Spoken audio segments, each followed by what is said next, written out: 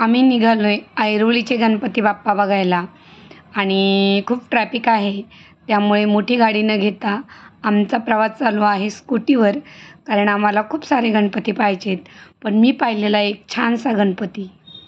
सोमू आला होता गणपतीच्या सुट्टीला आणि त्याला पाहायचे होते गणपती. तर चला आपण पाहूया आज ऐरोलीचे गणपती. तर मी आली सेक्टर 4ला. ही थीम केली आहे दगडूशेठ हलवाईची. पुण्याचा जो गणपती आहे प्रसिद्ध तो हा गणपती आहे. तर पाहू शकता किती सुंदर आहे हे गणेश.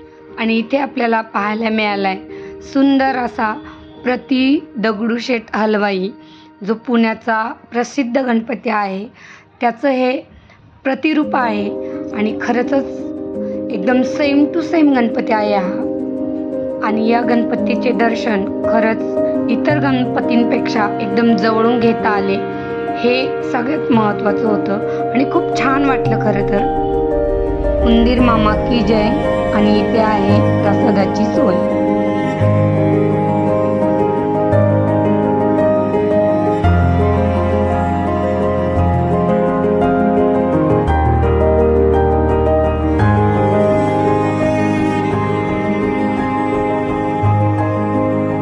आपण भेटणार आहोत BJPचे कार्यकर्ता व या गणेश मूर्तीचे स्पॉन्सर माननीय श्री ॲडव्होकेट गणेश देशमुख यांना. तर आता आपण त्यांच्याशी थोडासा संवाद साधूया, पाहूया ते काय बोलतात ते. आम्हाला इथूनच पुण्यातल्या दगडूशेठ गणपतीचं दर्शन घेतलं. बरोबर, असं सर्व आणि खरंच खूप छान वाटलं आम्हाला. नाही बरोबर, असे सर्वांच्या प्रतिक्रिया हेच आहेत की खरोखर पुण्याचे दगडूशेठचे म्हणजे पूर्ण तेच आकृती आणि पूर्ण तेच फील आहे इथे. पूर्ण डेकोरेशन देखील तसंच आहे. त्यामुळे सर्वांनी या बाबतीत त्यांनी कौतुक केलेलं आहे मूर्तीचं आणि सर्वांना खूप चांगलं वाटलं. खरंच खूप छान वाटलं. प्रत्यक्षपणे आज इथे पुण्यात गेल्यासारखं वाटले आज. आणि खरंच खूप अप्रतिम अशी मूर्ती आहे. अगदी तुम्हाला पुण्यात गेलेल्याचं फील इथं आल्यानंतर होईल. तर आपण अजून काही माहिती दादांना विचारणार आहोत आणि ते आपल्याला खूप छान अशी माहिती देत आहेत. तर पाहूया आपण. मी ॲडव्होकेट गणेश देशमुख, मी भारतीय जनता पार्टी महाराष्ट्र प्रदेशचा सचिव आहे. आज ऐरोलीमध्ये हे दुसरं वर्ष आहे आमचं. दुसऱ्या वर्षामध्ये आम्ही मागच्या वर्षी देखील दगडूशेठ हलवाईची मूर्ती आम्ही स्थापन केली होती. यावर्षी देखील तीच मूर्ती आहे. या दोन्ही मूर्तीमध्ये इतकं म्हणजे समांतर आहे की लोकांना असं वाटतं की चक्क आम्ही पुण्यातच आलो दगडूशेठच्या दर्शनाला, असे बहुतेक भाविकांचे असे मत आलेलं आहे आम्हाला. आणि सर्वांनी आम्हाला खूप अभिनंदन आणि त्यांच्या प्रतिक्रिया अशा दिल्या की साहेब तुम्ही असंच दरवर्षी करत जावा, तुम्ही खूप चांगलं करतायत. आणि मूर्तीबद्दल तर म्हणजे काय सांगावं, सर्व काही कमीच आहे. त्या इतकं कौतुक करतात त्या मूर्तीचं. आणि हे सर्व देवाची कृपा आहे, असं काही नाही आहे. आपण फक्त ते बसवतो हे करतो, पण त्यामध्ये कसं काय जीव येतो आणि ती फील येते की हे सगळं देवाची कृपा आहे. आपण काही नाही, आपण निमित्त मात्र आहे आणि प्रयत्न करतो. हो, खरंच खूपच छान आहे आणि जे तुम्ही बोलले ते खरंच आहे.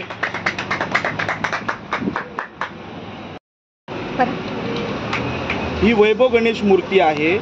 ही मूर्ती म्हणजे आमचे जे गुरु आहेत पारनेरकर महाराज यांना दररोज ज्यावेळेस ते त्यांची गणपतीची उपासना करायचे त्यावेळेस त्यांना या स्वरूपात गणपतीची दर्शन द्यायचे दररोज.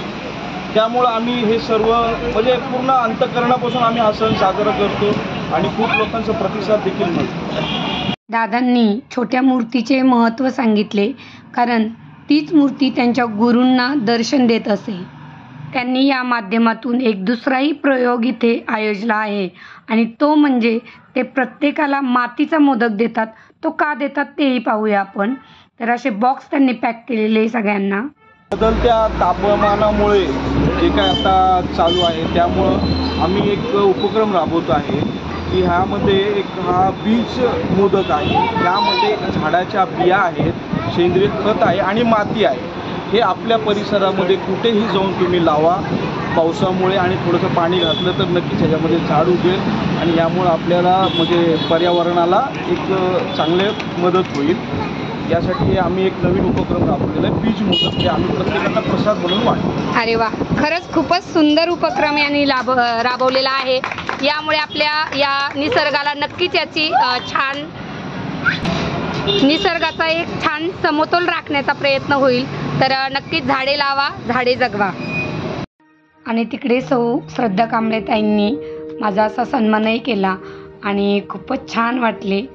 तर अशा पद्धतीने आम्ही अगदी भारावून गेलो सगळे, कारण मूर्तीच एवढी सुंदर होती आणि त्यात पारनेरकर महाराजांचे ते भक्त निघाले, त्यामुळे अजूनच एक अनोखा असा संबंध तिथे तयार झाला.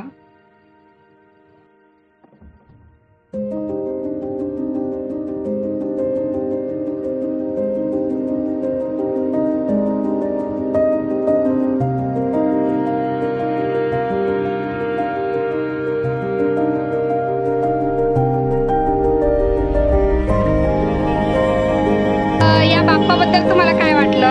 एकदम छान आहे आणि जवळून दर्शन घ्यायला मिळतं ते महत्त्वाचं आहे. बघा, भाविकांच्या एवढ्या सुंदर प्रतिक्रिया येत आहेत आणि खरंच खूपच कौतुकास्पद आहे.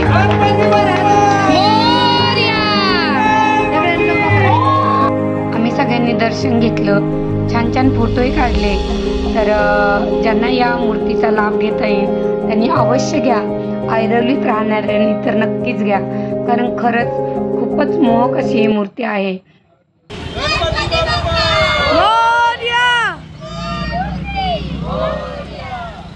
अशा प्रकारे या सुंदर अशा मूर्तीचे आम्ही तर दर्शन घेतलेच आहे आणि तुम्हालाही जवळून या प्रति दगडूशेठ हलवाई गणपतीचे दर्शन घ्यायचे असेल तर नक्की भेट द्या.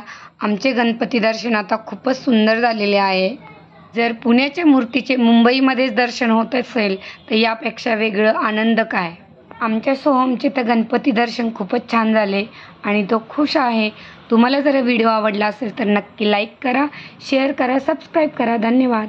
भेटूया आपण अशाच एका नवीन व्लॉगमध्ये. Bye bye.